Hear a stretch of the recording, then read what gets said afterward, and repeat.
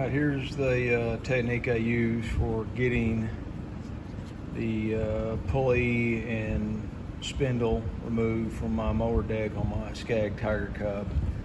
I remove the belt first, and then I got a 15/16 wrench up here to hold the nut, and then I got a 10 millimeter deep socket on here. That way the socket gets above the head of the wrench, and you can hold the pulley in place with your left hand, and then the first step is to remove these screws first. Now, that's the first step, is to break those loose, and then you're going to use the same screws to drive this pulley loose from this hub, and I'll show you that next.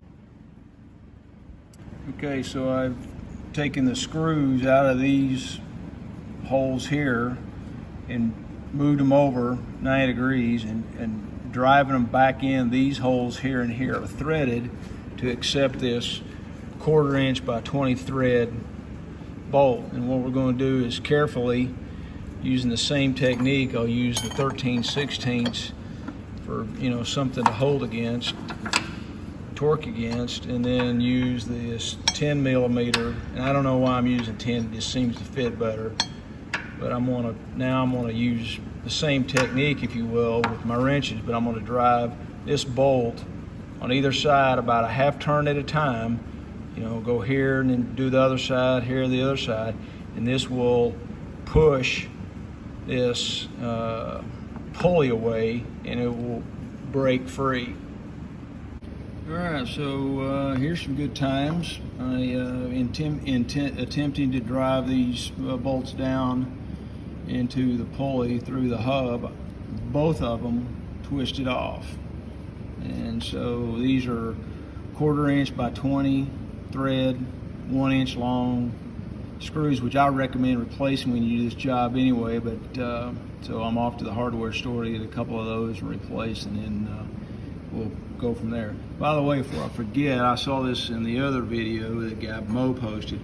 Measure this distance right here from the bottom of here to here. It's about 20 millimeters, so that gives you an idea of, that way you keep your pulley height will be about the same across your mower deck. So he said measure top of here, whatever, but I found it more convenient to measure from the top of the hub to the top of this spindle shaft, and it's about 20 millimeters.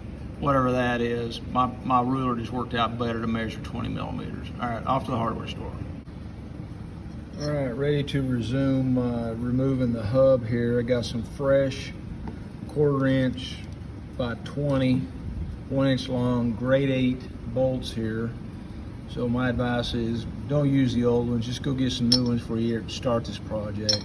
So what I'm gonna do is just drive this down and screw through the hub here and push this pulley away. So what I'm doing is just turning a 1/4 turn or so each bolt. Just turn it till it gets kind of tight, and switch over to the other side and turn in the other one a little bit. You can hear it popping loose now, so it's just about free. So 1/4 turn, go back, another 1/4 turn here, come back, there it goes, and pop loose.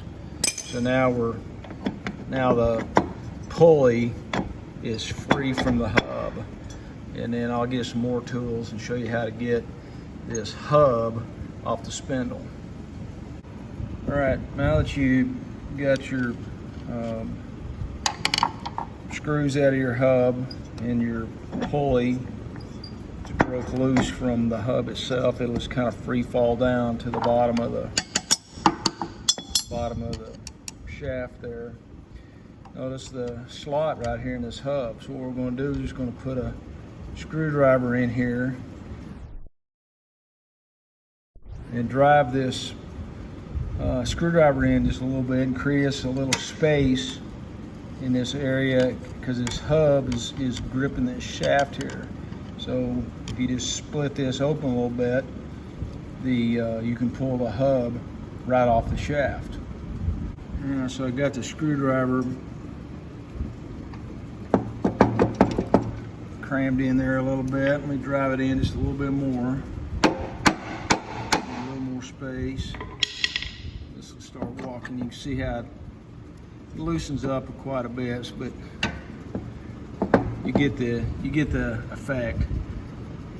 So I'll finish removing the hub here. All right, success. Notice how I drove the screwdriver in about that deep to give me some room on the to open the collar up, and a little Croil oil or lubricant WD-40 down the shaft of this thing.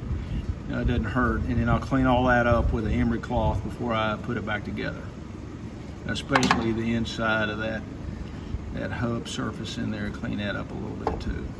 All right, so there, just to show you that you know, the pulley is just sitting there on top of that, and then the hub goes back on top here. So you get all that free. Now you're exposed to the spindle here. Remove the 4 bolts there around the spindle. Replace your spindle hub. I won't bore you with the details of that, and then we'll show you how to put the pulley and the hub back on. There's a little trick to that too, I think, maybe. All right, we're ready for assembly about. So I've got the new spindle installed, so I put my pulley down over it. Still got my screwdriver giving me a little gap here so I can get my hub on. Give me a little slack on that, so I kind of tap that down in place.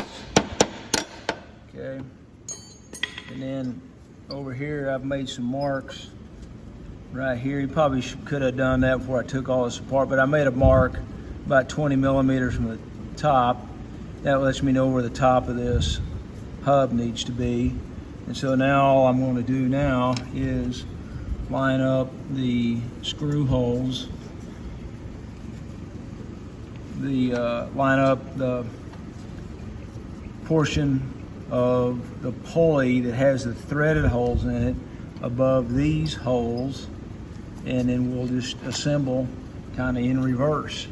And the trick here, I think, is again to do it a little bit at a time, kind of holding the hub in place, and tighten one, you know, and then the other, and just alternate back and forth until it gets tight. Keep in mind that these are only a 1/4 inch bolts, and you can probably break them off, would be my guess. So, but I put fresh bolts in all the way around, which I think is a good idea. These bolts are 20 years old, so I replaced all of them. So we'll start that process, and I'll show you the finished product. Okay, I got the pulley attached to the hub, and what you're doing is you're pulling with the screws, you're raising the pulley up onto the hub, and because it's tapered, the further you pull the pulley up, the hub takes a bite of that spindle. So I've reattached the blade and used my technique of using my 13/16 wrench to hold the spindle in place while I get a little torque to put some final torque. And I don't know, you know, 20 or 25 foot-pounds maybe on these bolts is probably enough. Remember, this thing is keyed, so all this has to do is hold, you know, get all this good and snug, I think, and then you're in good shape.